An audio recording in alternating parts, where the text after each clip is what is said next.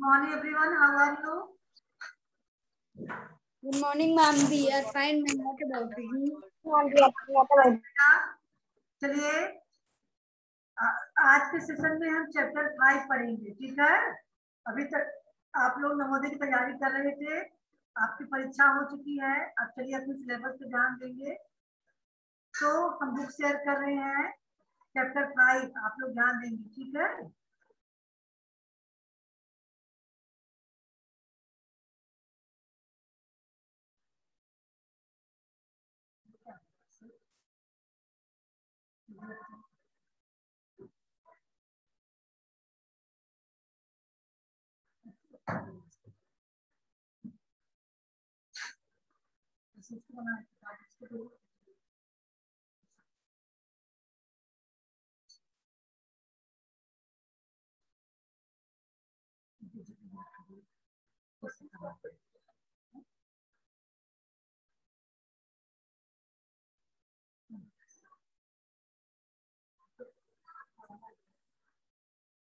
चलिए बेटा, आप लोगों को दिखाई दे रहा है? Yes ma'am. सबको कुछ दिखाई दे रहा है बेटा? यस मैम, मैम दिखाई दे रहा है। चलिए ध्यान दीजिए, सबसे पहले हम लेखक कवि के जीवन परिचय को पढ़ेंगे, ठीक है। निहारिका, अंकिया, चलिए बेटा देखते हैं आप लोग। Yes ma'am. तो हम निरंतर प्रयास करते हैं तो हमें सफलता जरूर मिलती है, और सफलता हासिल करने वाला व्यक्ति किसी जात, धर्म या समुदाय का नहीं होता। उसका एकमात्र धर्म होता है कर्म करना। इस पाठ में ऐसे बच्चों की खेल में से कोई व्यक्ति छोटा बड़ा नहीं होता। तो निजात फाजली भी अपनी कविता में ऐसी ही बात कहना चाहते हैं, ठीक है। तो चलिए हम निजात फाजली का जो है, निजात फाजली का जीवन परिचय के बारे में पहले पढ़ेंगे, उनके बारे में जानेंगे। सौरभ, चलिए आप रीड कीजिए बेटा।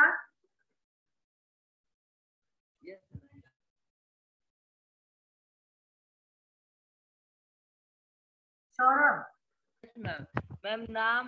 मैम नाम निदा फाजली। आरंभिक जीवन उर्दू भाषा के आपकी आवाज बहुत स्लो आ रही है। फाजली मैम हम लिख गए।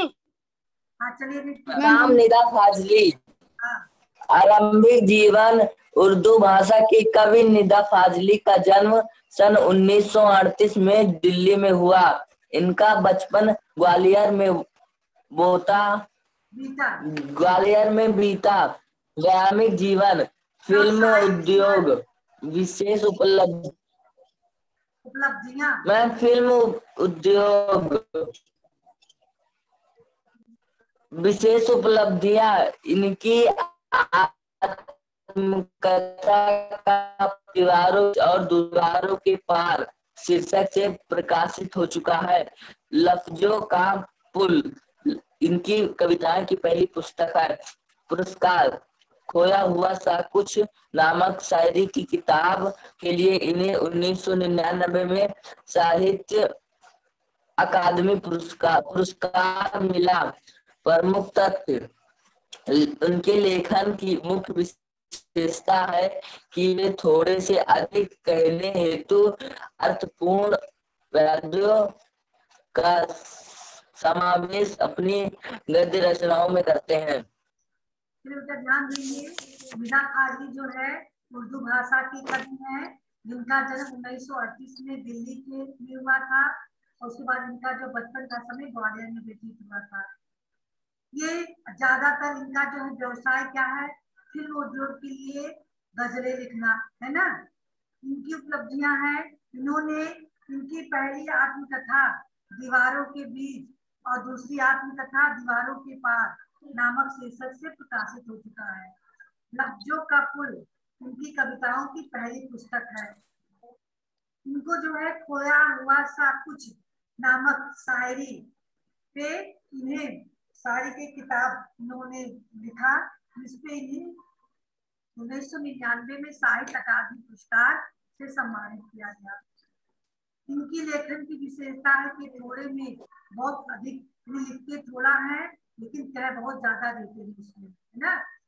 तो इनकी पद्यों का समावेश इनकी गद्य रचनाओं में भी करते हैं। तो चलिए बेटा, इनकी जो है लिखी हुई खेल कविता है, इसको आप पढ़ते हैं, देखते हैं यहाँ पे जो है। मैम हम पढ़े? चलिए पढ़िए बेटा। मैम, आओ कहीं से थोड़ी मिट्टी लाएं, मिट्टी को बादल में गूंदे, चाक चलाएं, नए नए आकार बनाएं। किसी के सर पे चुटिया रख दें, माथे ऊपर तिलक सजाएं, किसी के छोटे से चेहरे पर मोटी सी दाढ़ी फैलाएं। कुछ दिन इनसे दिन बहलाएं और यह जब मैले हो जाएं, दाढ़ी छोटी तिलक सभी को तोड़ फोड़ के गड़मड़ कर दें। मिली जुली यह मिट्टी फिर से अलग अलग सांचों में भर दें।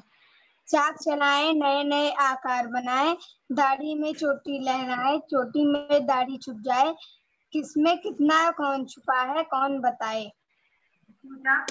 कितनी गहराई से कविता लिखी गई है, इसका अर्थ बहुत ही गहरा है। यहाँ पे जात पात का जो भेदभाव है इसका खंडन किया गया है ना।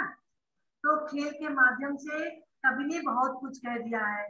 बेटा आप सभी लोग आज इसको अर्थ को समझ लें, उसके बाद आप अर्थ सहित कविता आप तैयार कर लेंगे। कविता बहुत ज्यादा बड़ी नहीं है, ठीक है।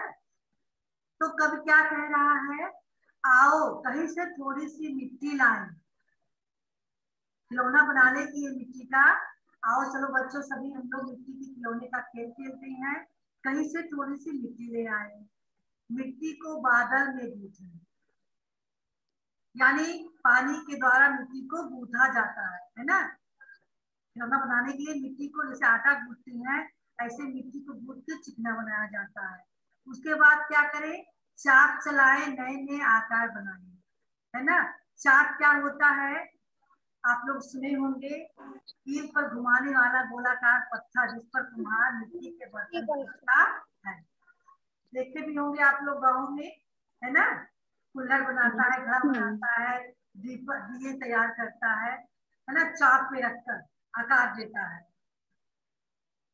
तो ऐसे ही उस मिट्टी को हम भी चाक चला के नए नए आकार दें, है ना।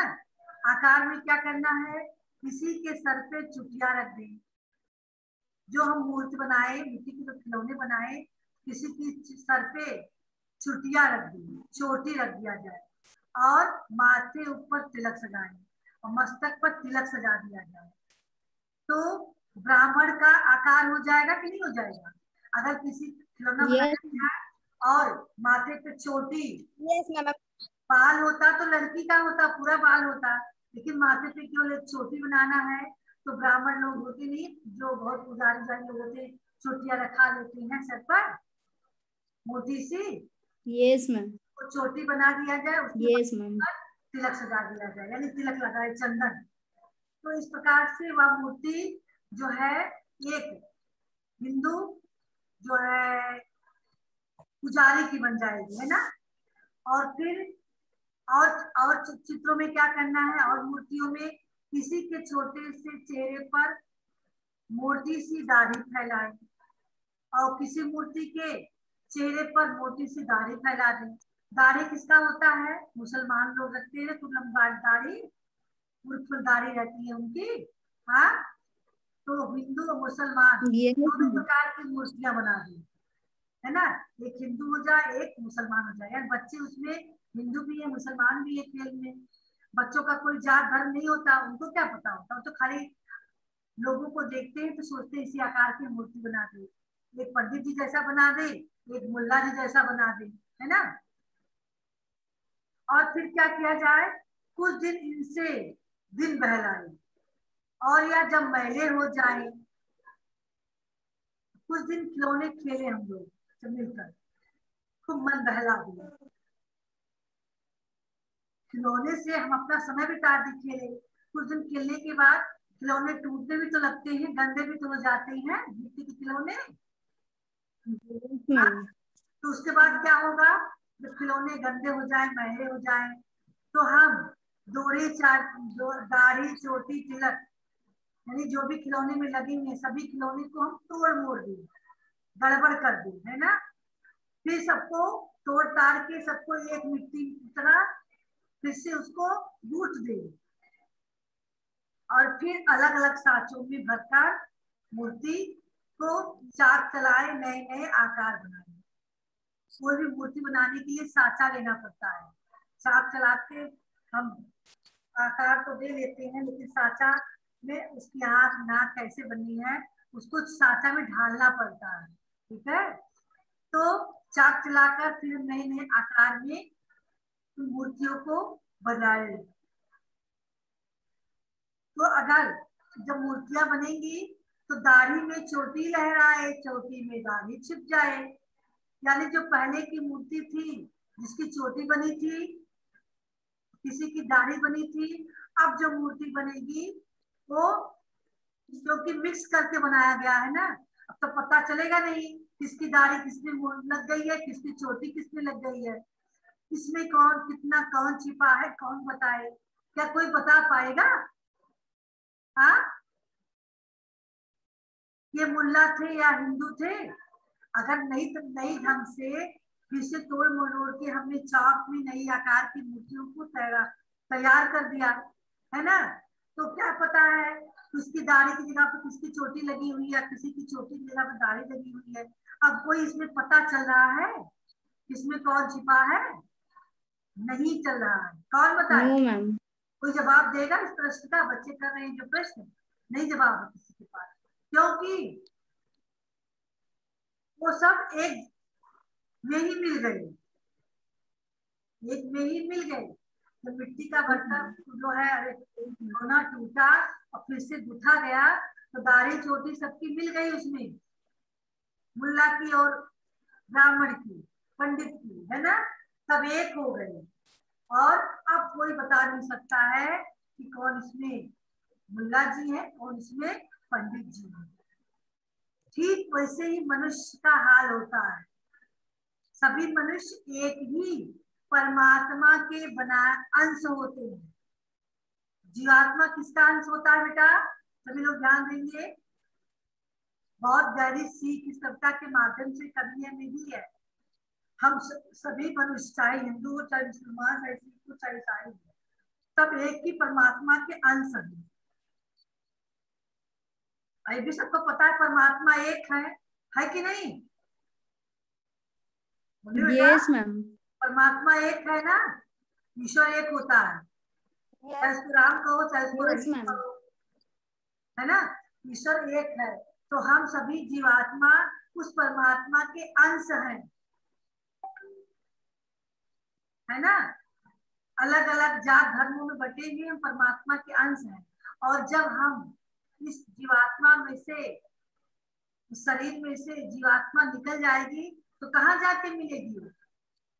क्या जीवात्मा कभी मरता है? हाँ, नहीं मरता है। No ma'am. आत्मा कभी नहीं मरती है। खुद भगवान कृष्ण गीता में उपदेश में कहा है कि आत्मा को न कोई अग्नि जला सकता है, न वायु इसे जला सकता है, न जल इसे भिगो सकता है, न कोई इसे मार सकता है, न मारे जाने योग्य है ना। पर आत्मा जो है अजर अमर है, क्योंकि ये परमात्मा का टुकड़ा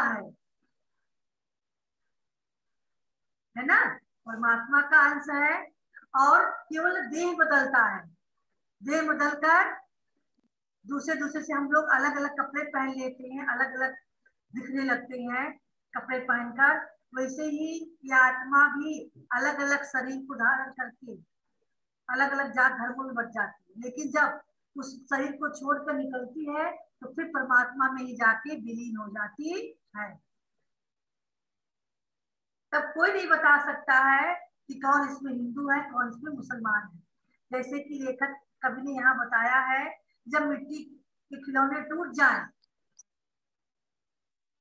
फिर से, क्योंकि मनुष्य मरता है तो फिर तो उसे जन्म लेना पड़ता है, हाँ, किसी भी जीव के रूप में पुनः उसको मैम जन्म लेना पड़ता है, यस है ना।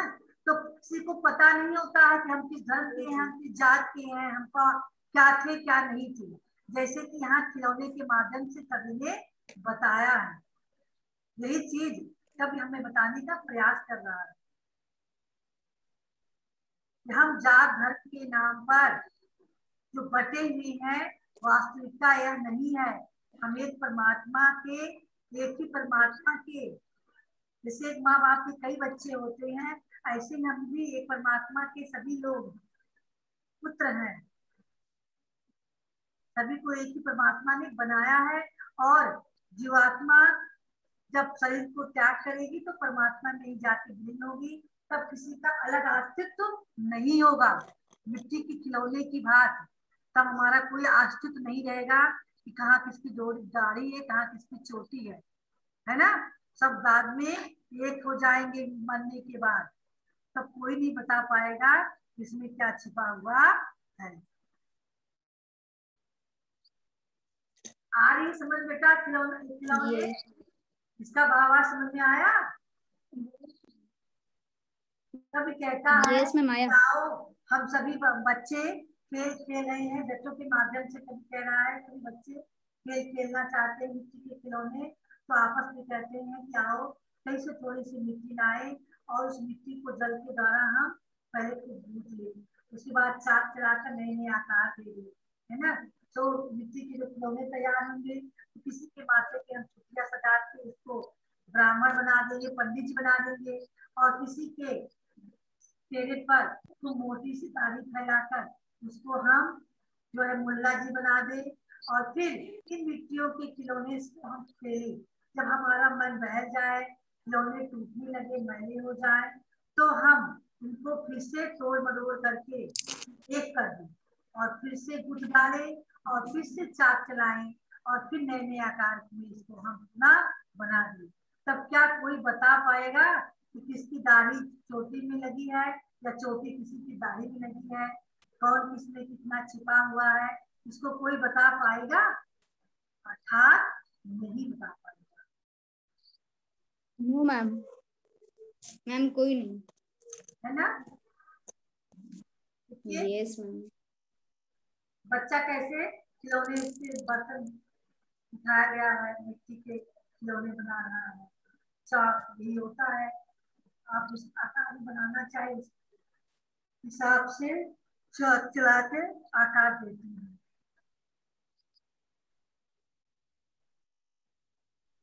अमन बेटा समझ में आ गई कविता? चलिए आप बताएंगे। आओ कहीं से थोड़ी सी मिट्टी लाए, मिट्टी को बादल में गूंजे, चाक चलाए, नए नए आकार बनाए। इसका ये अर्थ है कि बच्चे मिट्टी के साथ खेलना चाहते हैं, तो वो कह रहे हैं कि चलो हम कहीं से थोड़ी सी गीली सी मिट्टी लाते हैं और उसको गूंजने के बाद उस पे चाक चला के उसको नए नए आकार में बनाते हैं। किसी के सर पे चुटिया रख दें, माथे ऊपर तिलक सजाएं, किसी के छोटे से चेहरे पर मोटी सी दाढ़ी फैलाएं। इसका यह अर्थ है कि किसी को हम पंडित बना दे तो किसी को हम मुस्लिम बना दे, और किसी के चेहरे पे दाढ़ी लगा दे तो किसी के चेहरे पे चुटिया, तो किसी के सर पे चुटिया रख दे। कुछ दिन इनसे दिल बहलाए और यह जब मैले हो जाए, दाढ़ी छोटी तिलक सभी को तोड़ फोड़ के गड़बड़ कर दे, मिली जुली या मिट्टी फिर से अलग अलग साँचों में भर दे। इसका यह अर्थ है कि जिसको हमने मुल्ला बनाया था और जिसको पंडित बनाया था, जब वो गंदे हो जाएंगे तो हम उनको फिर से मतलब कि तोड़ फोड़ कर उसको नए नए आकार में फिर से बनाएंगे। चाक चलाए, नए नए आकार बनाए, दाढ़ी में चोटी लहराए, चोटी में दाढ़ी छुप जाए, किसमें कितना कौन छुपा है कौन बताए। चाक चलाने के बाद नए नए आकार में बन सकता है, जैसे कि आप पहले उसको मुल्ला बनाया तो बाद में उसको हिंदू भी बना सकता है। तो कौन बता सकता है कि इसमें कौन छुपा है? इसको कोई नहीं बता सकता। इसी प्रकार हम भी हैं, हम भी तो हम कि कौन से धर्म में जाए, क्या पता मुस्लिम हो जाए, क्या पता हिंदू हो जाए। आत्मा किसी भी धर्म या जाति को नहीं मानती, उसका यह कहना है। और गीता में भी यह साक्ष्य है कि हमें किसी धर्म को, कोई भी धर्म अलग नहीं होता। मरने के बाद हम किसी भी धर्म में जा सकते हैं, कहीं भी जगह पर जन्म ले सकते हैं, इसलिए हमें भेदभाव नहीं रखना चाहिए। इस कविता का यही अर्थ है। Yes ma'am. आओ कहीं से थोड़ी मिट्टी लाएं, मिट्टी को बादल में गूंदे, चाक चलाएं, नए नए आकार बनाएं। चलो हम कहीं से थोड़ी सी मिट्टी लेकर आते हैं और उसको गूंद कर चाक चलाकर उससे अलग अलग प्रकार के आकार बनाते हैं। किसी के सर पे चुटिया रख दें, माथे ऊपर तिलक सजाएं, किसी के छोटे से चेहरे पर मोटी सी दाढ़ी फैलाएं। चलो हम उससे नए नए आकार बनाकर और किसी के सर पे हम लोग चोटी बना दे, तो किसी के माथे पर तिलक बनाए, किसी को मुस्लिम बना दे तो किसी को हिंदू बना दे, और किसी के छोटे से चेहरे पर हम लोग बड़ी सी दाढ़ी फैला दें। कुछ दिन इनसे दिन बहलाएं और यह जब मैले हो जाएं, दाढ़ी चोटी तिलक सभी को तोड़ फोड़ के गड़मड़ कर दें, मिली जुली यह मिट्टी फिर से अलग अलग साँचों में भर दें। जब हम इनसे थोड़ी दिन खेल कर हमारा मन भर जाए तो, और जब ये गंदे हो जाए तो हम इन सभी को तोड़ कर खराब कर एक साथ फिर से मिलाकर गीली सी मिट्टी तैयार करके उन्हें फिर से साँचों में भरें, चाक चलाएं, नए नए आकार बनाएं, दाढ़ी में चोटी लहराएं, चोटी में दाढ़ी छुप जाए, किसमें कितना कौन छुपा है कौन बताए। फिर मिट्टी को गीला कर हम फिर से चाक चलाएं और उनसे फिर से नए नए आकार बनाएं। जैसे कि हमने पहले किसी को पंडित बनाया, फिर उनके दाढ़ी बना दिया, इसी तरह किसमें कौन छुपा है ये नहीं बता पाए। इस कविता का यह भाव है कि हमें भी किसी के अंदर भेदभाव नहीं करना चाहिए। मरने के बाद हमारी आत्मा सिर्फ ईश्वर के पास जाएगी, और ईश्वर किसी भी जात में भेदभाव नहीं करता, तो हमें भी किसी भी जात में भेदभाव नहीं करना चाहिए। बहुत अच्छा बेटा। चलिए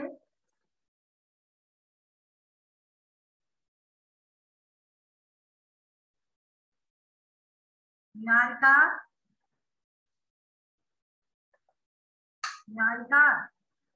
आप बताएंगे बेटा।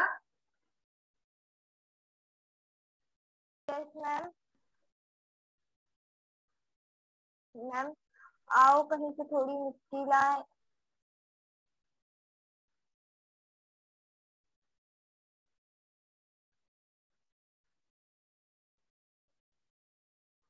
बेटा आपकी आवाज आ नहीं रही है निहारिका।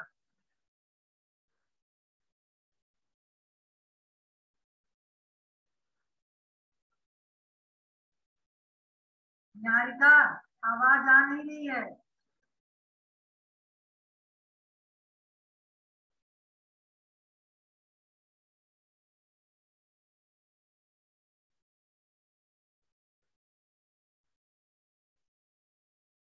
शान्विका,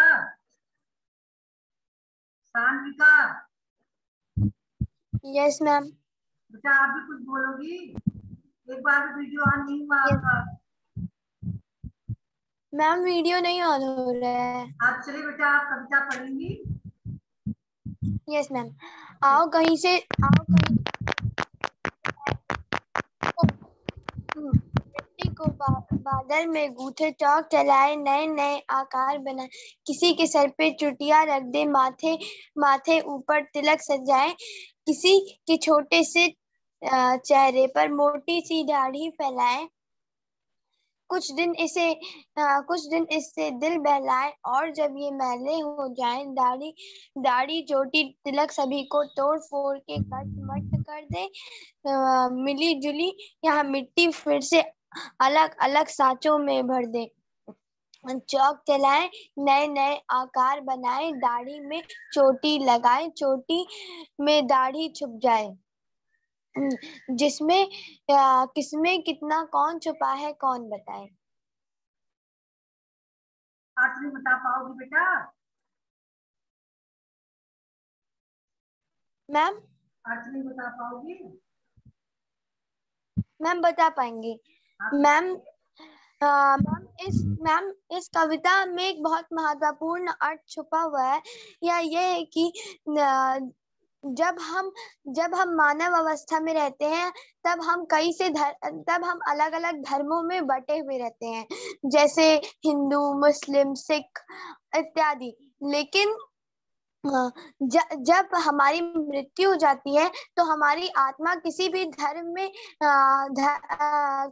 धर्म के शरीर में प्रवेश कर सकती है। यानी आत्मा का कोई धर्म नहीं होता। बाकी जो हम धर्म जाति का भेद करते हैं वो सिर्फ हमारे मानव शरीर। जिसको इस खेल के माध्यम से कवि ने बताया है, छोटे बच्चे हैं अलग अलग जात धर्म के आपस में। आगे बोलिए बेटा।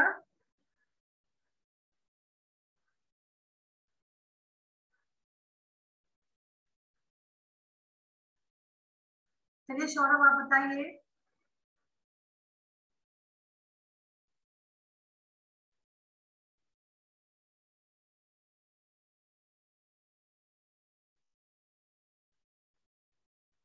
सौरभ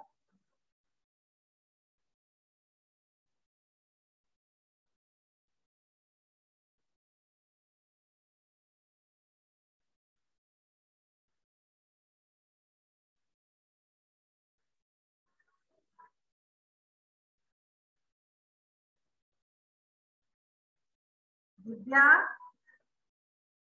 विद्या वीडियो ऑन कीजिए। विद्या कम से कम कविता तो पढ़ोगी? Yes ma'am. हाँ, थोड़ा अपनी मोबाइल के ऊपर रखिए बेटा, आप बहुत नीचे रख दिए, चेहरा आपका ठीक से नहीं दिख रहा है।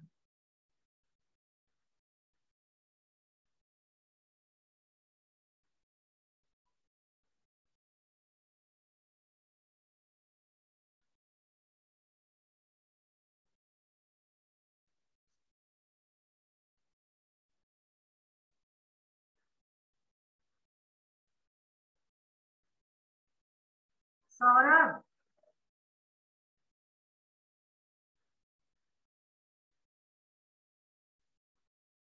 ये पढ़ना नहीं चाह रहे हो है ना?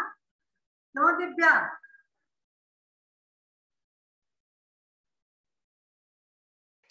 मैम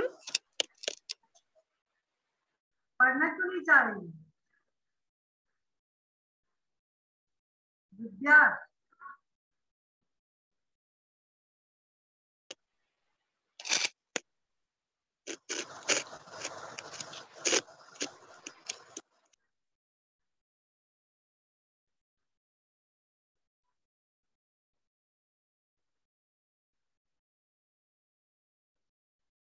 चलिए प्रिया आप बताएंगी कब किस खेल द्वारा दिल बहलाने की बात कर रहे हैं?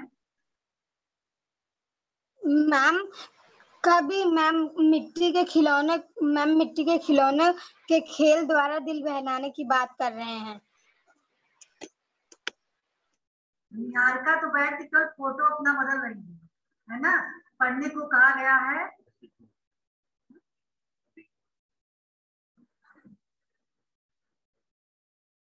तो फोटो बदल रही है अपना बैठ के। चलिए सौरभ आप बताइए आपको कौन सा खेल पसंद है और क्यों? बंद कर दीजिए। मैम हमें क्रिकेट पसंद। मैम मिट्टी के छोटे छोटे खिलौने सुंदर सुंदर बनाना पसंद।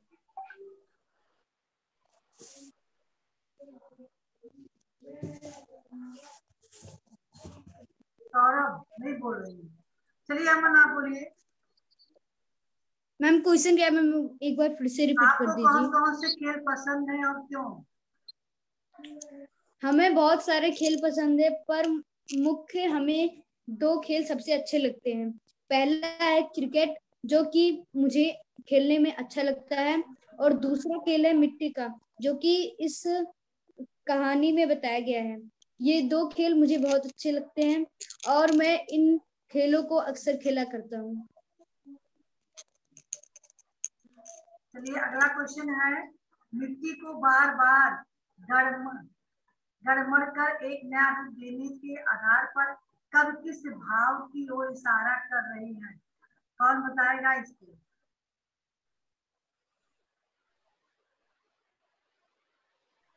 सामिका चलिए बताइए। मैम, मिट्टी को बार बार गड़बड़ करके नया रूप देने पे कवि इस बात को प्रकट करने की कोशिश कर रहा है कि जब एक आत्मा कई से शरीर धारण करती है। जैसे अगर मैं एक उदाहरण के तौर पे कहूँ तो जो मेरी आत्मा है वो मेरे मृत्यु के बाद भी जीवित रहेगी और वो एक नया शरीर धारण करेगी। और ऐसा सिर्फ एक बार नहीं, उस नए शरीर को धारण करने के बाद जब उसकी मृत्यु हो जाएगी तो फिर मेरी ही आत्मा उस नए शरीर को धारण करेगी।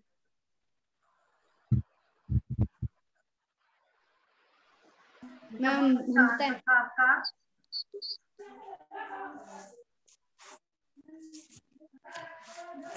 इसमें कितना कौन छिपा है, कौन बताए? इन पंक्तियों का क्या आशय है अनुप्रिया? मैम किसमें कितना कौन छुपा है, इन पंक्तियों का मैम आशय है कि हमारे मैम खिलौने के टूटने के बाद मैम कौन सा खिलौना किस तरह गीला हो गया मैम, इसमें मैम पता नहीं चल पाता है। इस खिलौने में कौन पंडित जी थे, कौन मुल्ला जी थे, है ना? तो टूट गए, दोनों को मिला दिया गया, अब किसी भी अंश का पता नहीं चल रहा, यानी एक हो चुके हैं। सेम वही हाल जो है व्यक्ति का होता है मरने के बाद। यहाँ हम मानव शरीर धारण किए हैं तो यहाँ जात धर्म में बटे हुए है ना, लेकिन जहाँ शरीर को त्याग कर आत्मा हमारे शरीर को छोड़ती है तो परमात्मा में जाके विलीन हो गई। और परमात्मा तो एक होता है, उसका कोई जात और धर्म नहीं होता है, सभी एक ही जात धर्म, यानी एक ही परमात्मा के हम संतान। चलिए इस कविता को अन्य शीर्षक दें। क्या शीर्षक हो सकता है अमन? मैम इस कविता का अन्य शीर्षक यह हो सकता है कि मैम कि हमें सभी धर्मों में भेदभाव नहीं करना चाहिए। शीर्षक के आप शिक्षा बता रहे हैं, धर्म समान है, शिक्षा बताने से यहाँ सभी धर्म समान है। तो मैम शीर्षक बताया गया है, उसे शीर्षक बताइए ना मैम। इस कहानी का नया शीर्षक क्या हो सकता है कि मिट्टी का खेल। मिट्टी का खेल। और शीर्षक हो सकता है कि कि मैम हम लोग अलग होते हुए भी एक हैं।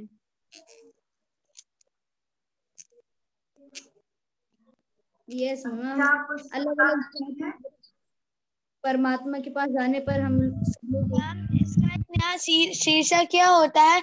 मानव जीवन का आधार। और कोई शीर्षक बताएगा? अपना अपना राय दीजिए शीर्षक पर। Ma'am Airtel. हाँ सौरभ, आपका शीर्षक क्या होगा? मैम बच्चों के बच्चे। आपकी आवाज सुनाई नहीं दी। मैम एक और हो सकता है मैम, बच्चों का पसंदीदा खेल। बच्चों के बचपन का खेल। मैम बच्चों के बचपन का खेल। बच्चों मैम एक बचपन का खेल कर दी। मैम पुराने जमाने की यादें। मैम ये भी हो सकता है। आओ मिलकर खेले खेल, बच्चों का खेल, बचपन का खेल, है ना? एकता का खेल, कुछ भी हम कर सकते हैं। तो चलिए बेटा, आप समय भी समाप्त हो गया है आप लोगों का, और आप लोग इस कविता को बढ़िया से तैयार कर लेंगे, और जो कुछ प्रश्न हैं पूछे गए हैं इसको भी तैयार कर लेंगे। अगले सेशन में इसके प्रश्नों पर चर्चा होगी, ठीक है? Yes ma'am. चलिए बेटा, goodbye everyone. Goodbye ma'am. Bye बेटा।